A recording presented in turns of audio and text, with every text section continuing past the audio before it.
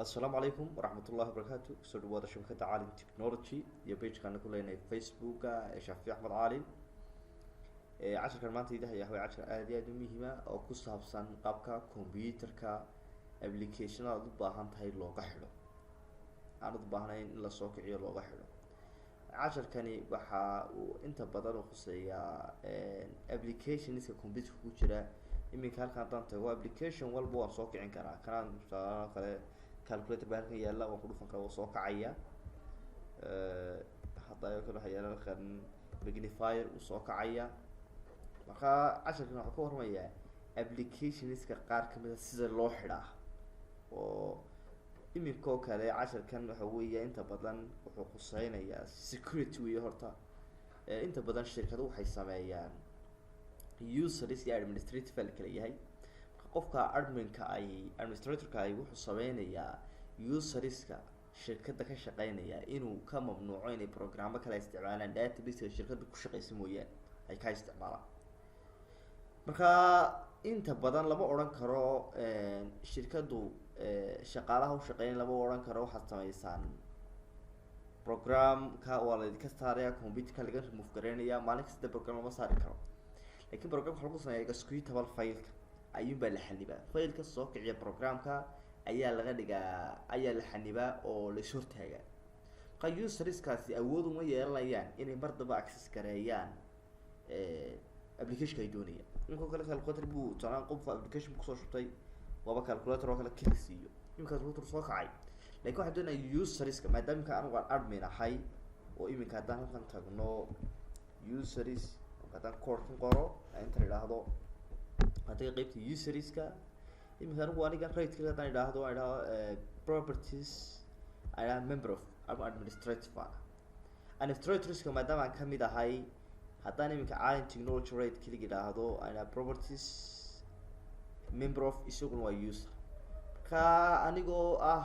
administrator ayaa userska ku sameyn kara xanibaad ku sameyn kara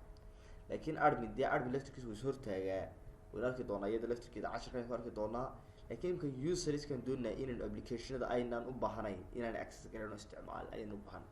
waxaynu sameynaa marka sidaan aynu sameynaa waxaan tegaynaa marka koobaad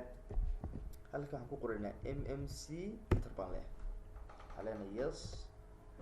waxaan tegaynaa file waxaan tegaynaa add and remove snapping in waxaan tegaynaa group bolos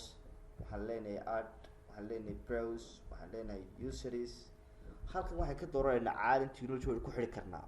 laakiin waxaa laga yaabaa users aad u badan inay shirkadda ka jiraan ayaa suuragala marka waxaan isticmaali doonaa non administratorsku waa dadka aan adminka ahayn oo dhan aniga mooyaane okay waa yahay finish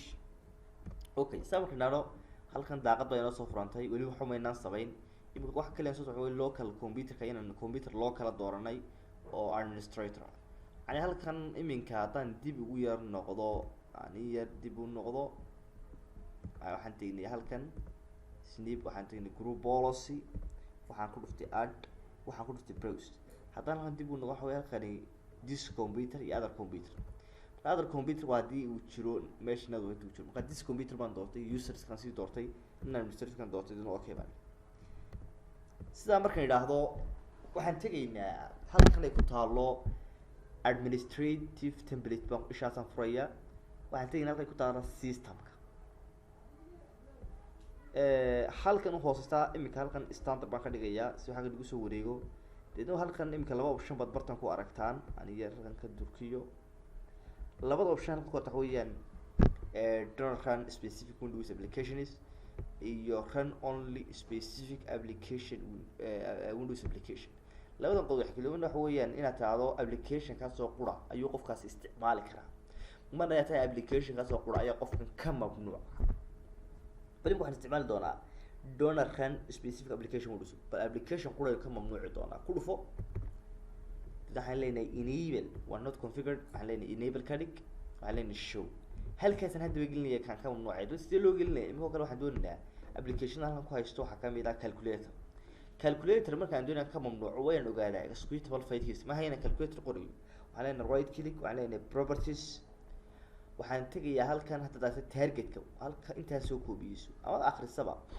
waxa weeye waa ZAL z.exe وانت سوق انه باهن هل كان قريه طبعا انت علينا z.exe علينا اوكي علينا ابلاي علينا اوكي iminka hadda balan soo tijaabin console kama save garanaysa iska dhaaf waa save garayn hadda iminka aan si aynu amarka loo fuliyo halka waxaan ku qorayaa code si dhaqso lagu fuliyo gb waxaan leenahay update parameter force baan leeyahay updating policy-gaas waa lagu guuleystay buu ku leeyahay